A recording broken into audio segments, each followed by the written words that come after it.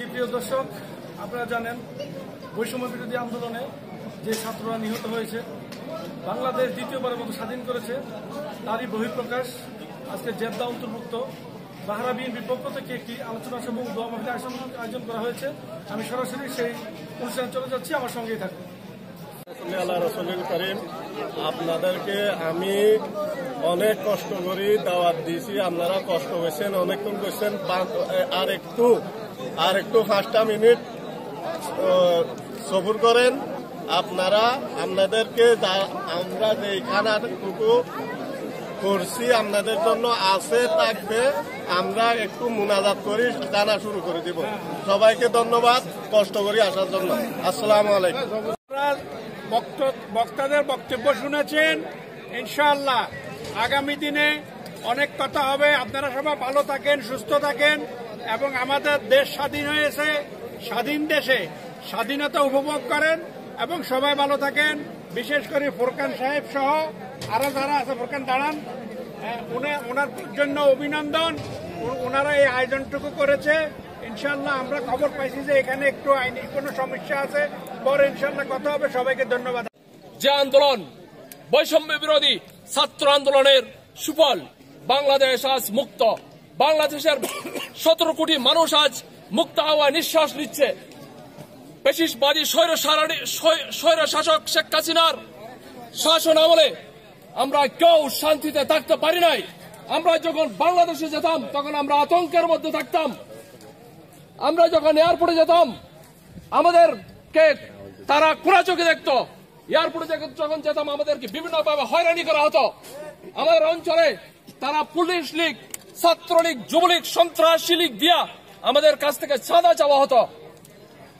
সম্মানিত উপস্থিতি, আজকে পুরো বাংলাদেশ এই সন্ত্রাসের জাতাকল থেকে আজ মুক্ত হয়েছেন কিনা আপনারা? আজকে আমাদের ছাত্ররা যে আন্দোলন করে আমাদেরকে একটা সুশীল সমাজ দিয়েছে, এজন্য আমি ছাত্র সমাজকে ধন্যবাদ জানাচ্ছি। আমরা সবাই এখানে সোশ্যাল মিডিয়ার ফেসবুক চালাই কিনা? সবাই চালাই। আজকে আমরা সবাই দেখতেছি আমাদের ছাত্ররা কিভাবে আমাদের দেশকে সুন্দরভাবে পরিচালনা করতেছে। বাংলাদেশের আনাচে কানাচে, রাজধানী থেকে শুরু করে মফস্বল শহর পর্যন্ত ওরা যেভাবে আজ সাফ সাফাই করতেছে। আজকে যদি এই স্বৈরাচারী হাসিনা সরকার থাকতো তাহলে 2000 কোটি টাকা তারা বাজেট দেখাতো তাদের পকেট বাড়ি করার জন্য। কিন্তু এর থেকে বাংলাদেশ আজ মুক্ত হয়েছে কিনা ভাইরা? সংগ্রামী সাথী বন্ধুরা, আজকে আমাদের চট্টগ্রামের বীর পুরুষ, বিশ্ব নেতা, সারা দুনিয়া যাকে চিনে এক নামে ডক্টর ইউনূস সাহেব আজকে তত্ত্বাবধায়ক সরকারের প্রধান উপদেষ্টা হয়েছেন। আমি 2016 সালে একটা স্পোর্টস ড্রেস দেখছিলাম।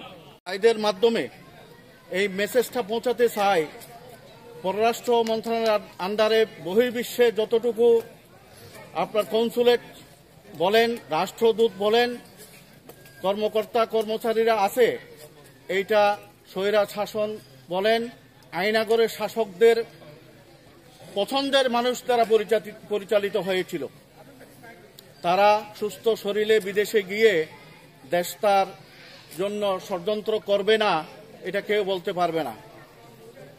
সুতরাং আমি এই প্রবাসীদের পক্ষ থেকে, যিনি পররাষ্ট্র মন্ত্রণালয়ের দায়িত্বে আছেন, ওনার কাছে দাবি জানাচ্ছি সমস্ত আপনার অ্যাম্বাসেডারগুলোকে, যাতে আমার জানা মতো একটা সূত্রে আমি খবর পেয়েছি, বস্তা বস্তা টাকা বিশেষ করে সৌদি আরবও পড়ে আছে, তারা সৌদি সরকার টাকা পাস করতে দেয় নাই। আমার একটা ডর হচ্ছে, ভয়ে কাজ করতেছে, এই টাকাগুলি ভারতের অ্যাম্বাসেডারের মাধ্যমে কোনো স্বৈরা শাসকের হাতে যাচ্ছে কিনা। অনতিবিলম্বে আমাদের পররাষ্ট্র মন্ত্রণালয় এটা রোধ করার জন্য পদক্ষেপ গ্রহণ করবেন, এই বলে আমি আমার সংক্ষিপ্ত বক্তব্য শেষ করলাম। আসসালামু আলাইকুম। শেখ পতাকা, এক জাতি আছে একতা, সময়ের প্রয়োজনে ভেঙে নীরবতা, শান্তিতে সংগ্রামে গর্জে ওঠা। সময়ের প্রয়োজনে ভেঙে নীরবতা, শান্তিতে সংগ্রামে গর্জে ওঠা। গাদ্দার তাবেদার সব করে নিশেষ, এগিয়ে যাবে, এগিয়ে যাবে আমার প্রিয় বাংলাদেশ, এগিয়ে যাবে, এগিয়ে যাবে আমার প্রিয় বাংলাদেশ। খেলাফত মজলিস জেদ্দা মহানগরীর 11 জন সিনিয়র নেতা আপনাদেরকে ধন্যবাদ দেওয়ার জন্য, আপনাদেরকে শুভেচ্ছা জানানোর জন্য, আপনাদের বিজয়ে অংশগ্রহণ করার জন্য, আপনাদের খুশিতে অংশগ্রহণ করার জন্য আমরা 11 জন সিনিয়র নেতা আজকে অংশগ্রহণ করেছি। আপনাদের সবাইকে হেফাজতে ইসলামের নায়েবে আমির, খেলাফত মজলিসের সংগ্রামী আমির আল্লামা আব্দুল বাসিত আজাদ সাহেবের পক্ষ থেকে সালাম ও শুভেচ্ছা। সংগ্রামী ভাইরা আমার, আমি যেহেতু সময় একেবারে কম, যার নাম না নিলেই হয়, বেগম খালেদা জিয়া, আল্লামা দিলওয়ার হোসেন সাইদি, মতিউর রহমান নিজামী এবং বিএনপি, জামাতে ইসলামী, খেলাফত মজলিস সহ যত দল এবং নির্দলীয় সকল শ্রেণীর মানুষ যারা নির্যাতনের শিকার হয়েছেন, এই সমস্ত দুষ্কৃতিকারীদের শাস্তি দাবি করছি। যারা দুনিয়া থেকে বিদায় নিয়েছেন আমাদের শহীদ ভাইরা, তাদের রুহের মাগফিরাত কামনা করছি। যারা দুনিয়াতে বেঁচে আছেন পঙ্গু অবস্থায়, অসুস্থ অবস্থায়, তাদের পরিপূর্ণ সুচিকিৎসা দাবি করছি। আমি সুস্থতা দাবি করছি।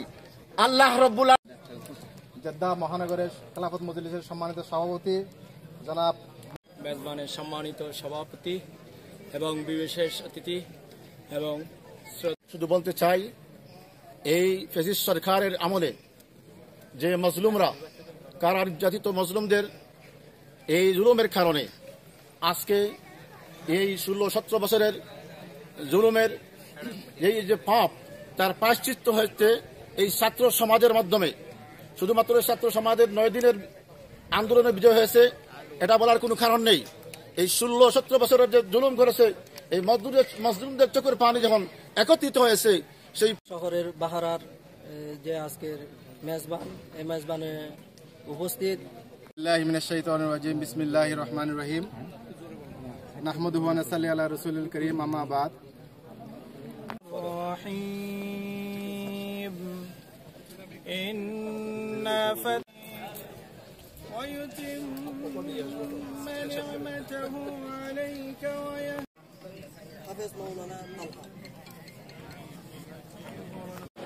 বাংলাদেশের কোঠা আন্দোলনের পক্ষে আমরা 2 মাস থেকে বন্ধ রাখছিলাম বেশ কিছুদিন যাবৎ। বর্তমান সরকার ডক্টর ইউনূস সাহেবকে আমরা অসংখ্য ধন্যবাদ জানাই। বৈষম্যবিরোধী আন্দোলনের ফসল যে বাংলাদেশ একটি স্বাধীনতা পেয়েছে, সেই স্বাধীনতার অনুষ্ঠানে কিন্তু আজকে বাহারাবির পক্ষ থেকে আছে যে অনুষ্ঠানটি করা হয়েছে, হাজারো দর্শকের উপস্থিত আছেন এবং প্রবাসীদের দাবি তত্ত্বাবধায়ক সরকার যে অন্তর্বর্তীকালীন যে সরকার এসছে সেই দাবি মানবে এবং বিভিন্ন দেশের দূতাবাস এবং কনসুলেট দলীয় থেকে মুক্তি পাবে সেই প্রত্যাশা করছে আনিস সরকার উজ্জ্বল, RTV, বাহারা, সৌদি আরব।